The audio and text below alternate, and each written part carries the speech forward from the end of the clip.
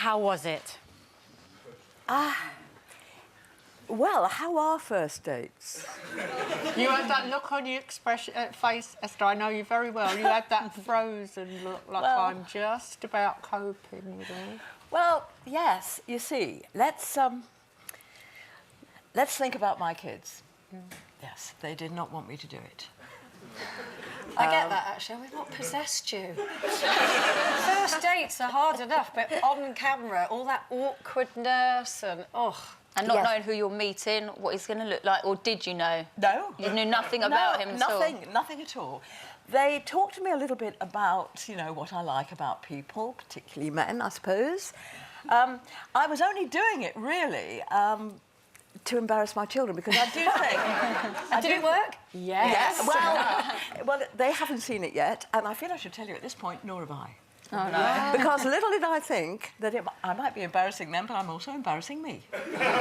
So... But were you nervous before going into it? And were you going into it thinking, you know, something might actually come out of this? Or, you know, you're esteemed television presenter, producer, you've been in the industry a very long time. Were you thinking, this is just going to be good television? You see, it's that very long bit that I was thinking about. You're quite right, very long time. I am now 76. 76. Wow.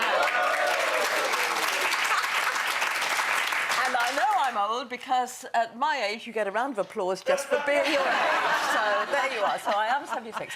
So you might say, time to shut up shop. You might think, you know, had a lovely marriage, knew one or two people besides my husband before I met my husband, says she nervously. But but now is the time to think of that in the past. And but there's a bit of you that thinks, why should you say never? Is it time to think maybe? And not only that, you don't want to be on your own. It's like it's nice to have companionship and, well, I don't know what else you want to do, Esther. You are completely right. I think the thing is, you probably know I set up a helpline for older people called the Silver Line. It's been going 2 years and it's had almost 1 million calls in that time. And the biggest problem young people, sorry, I'm in my childline mode because it's not young people, it's older people, bring to us is loneliness. Yeah. And a lot of them have lost a partner, you know, so they feel that loss.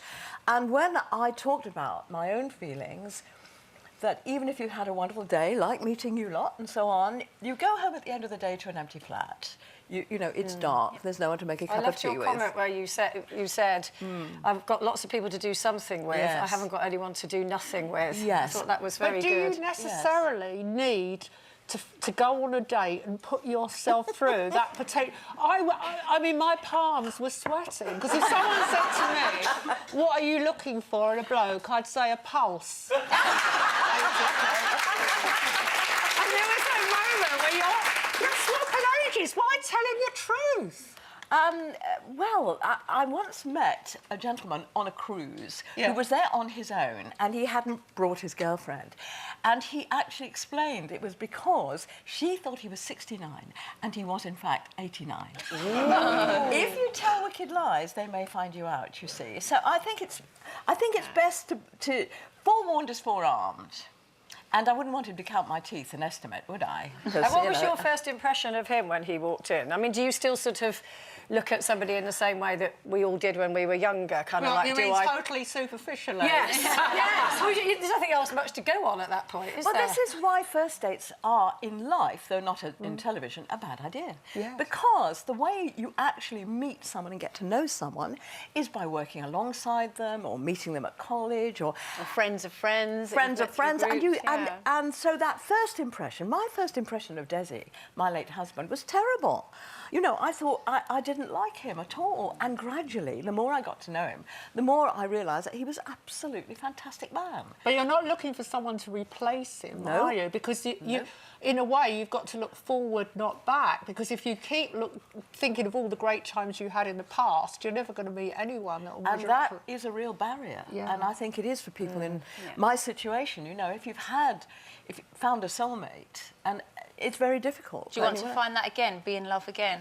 Oh, it would be fantastic to be in love again. It's never too late. Oh, it's a barrier for you, I know, but also it's a barrier for a new person trying to come into your life, isn't it? Because it's a fine line between not wanting to disrespect the memory of your husband, but also not wanting them to be the sort of elephant in the room that someone feels that they've always got to live up to. It's hard. Absolutely, and one person I have met since Desi died came back to my home and counted all the photographs of Desi everywhere, and he said, your husband is so much with you still. Yeah. Well, can I tell you, my house isn't like that. I don't have any ex-husbands anywhere.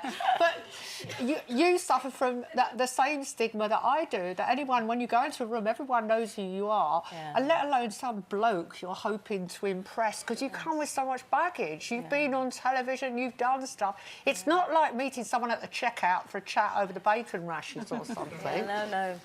No, he was very brave, John, my date. He was very brave. He didn't flinch too much. He didn't know it was going to be you, did he? No. OK, so $1 million question here. Yes. Have you seen him again? What was your, you know, is it... How would you rate him?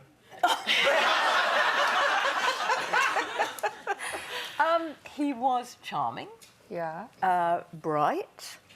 Interesting. I feel a butt coming. So was I. Yeah. Shall we wait and see? Shall we?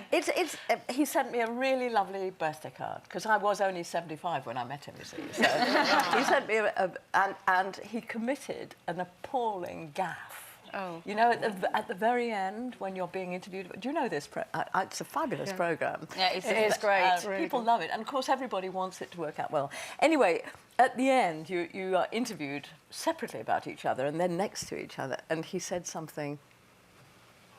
Alas. Oh, dear. Just click here to watch more interviews with a whole range of famous faces. And click here to subscribe. It's free, so you'd be silly not to, really.